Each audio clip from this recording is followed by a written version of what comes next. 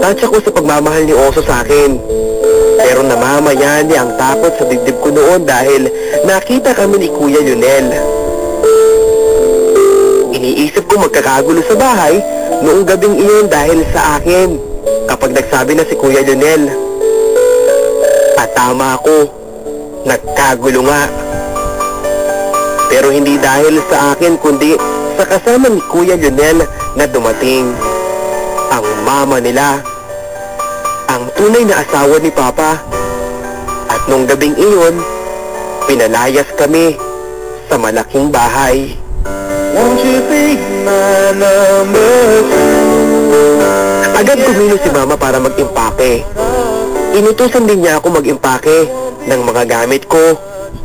Si Papa, nakikipagtalo pa sa original niyang asawa. Pero ang narinig kong sabi ng matanda, hindi na Romando, tapos na ang palugit ko sa inyong dalawa ng kabit mo. Masyadong matagal na ang 17 years para sa kawalang hiyang ito. Kaya palalayasin ko na kayo ngayon din. Matagal kami nag-impake. Tumulong pa ang dalawang stay-in na katulong sa amin. Madaling araw na noong sakay na kami ng sasakyan ni Papa na puno ng mga gamit namin ni Mama. Hindi sila nag-iimikan. Pero si Mama, hindi matigil ang pagluha. Habang nasa biyahe, noon na rin ako napaluha. Hindi dahil sa pagkakapalayas namin ni Mama sa malaking bahay, dahil okay lang sa akin yun. Lumuha ako dahil bigla-bigla ay iniwan ko ang mahal ko. Sina Nanay Esa, Ate Marga, at higit sa lahat, si Oso.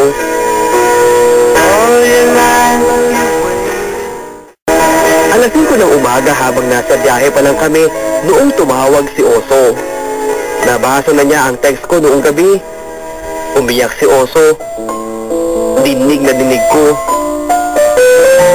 Naiyak na rin ako dahil noon ko napatunayan kung gaano kasakit sa kanya ang mawalay sa akin. Nahihiya lang ako masyado mag-emote dahil kasama ko si Mama at si Papa sa loob ng sasakyan. Buti naubusan ng load si Oso, kaya natigil ang usapan namin. Alas 9 pasado, noong makarating kami sa bahay ng mga pinsan ko. Doon ay nakita ko si J-Car. Ganun pa rin, torpe at ngingiti-ngiti lang. Malamang siya ang ipapalit ko kay Oso kung magugustuhan pa rin niya ako kapag malaman niya ang nangyari sa buhay ko. Wala akong balak na itago ng ano pa man tungkol sa buhay ko.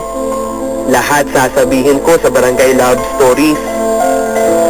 Wala nang mas gaganda pa kesa sa magpakatotoo ka.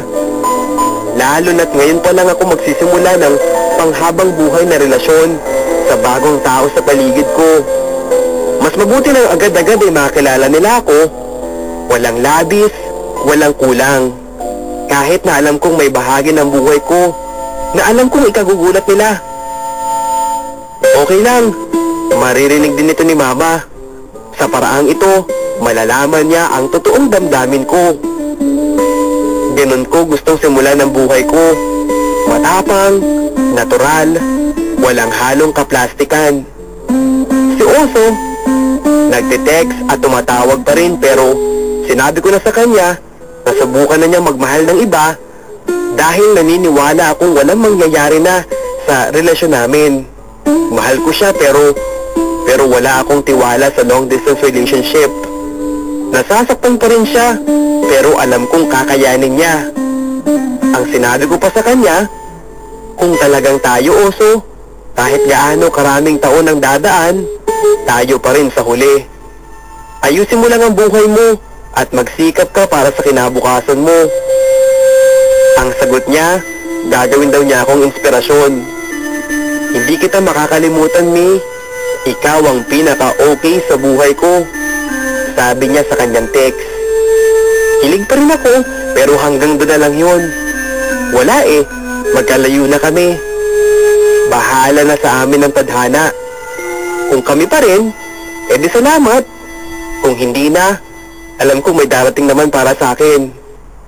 Besides bata pa naman ako. Hanggang dito na lamang, Papa Dudut. At sana, kahit papaano, ay nagustuhan nyo rin ang kwentong ito ng buhay ko. Nagpapasalamat, Kalay. I wake up in the dark, silence bringing peace into my senses. I wonder where you are. Maraming salamat, Kalay, sa pagbabahagi ng iyong barangay love story. Sa lahat po ng mga nagulat sa kanyang kwento na sa murang edad, kanya pong naranasan ng mga ito, mga kabarangay.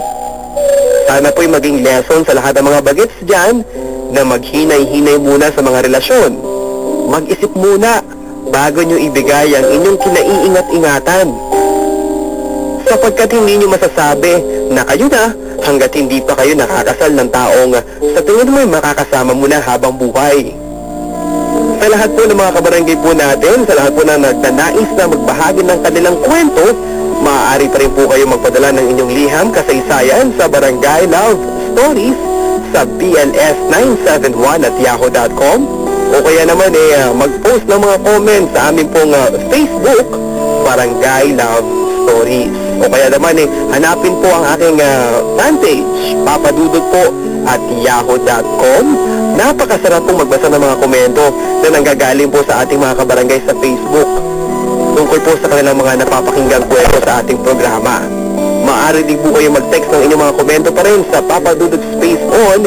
Send yan sa 4627. Hanggang sa muli, ako po ang inyong tagapagsalaysay. Ako po si Papa Dudut sa mga kwento ng pag-ibig, buhay at pag-asa sa Barangay Love Stories.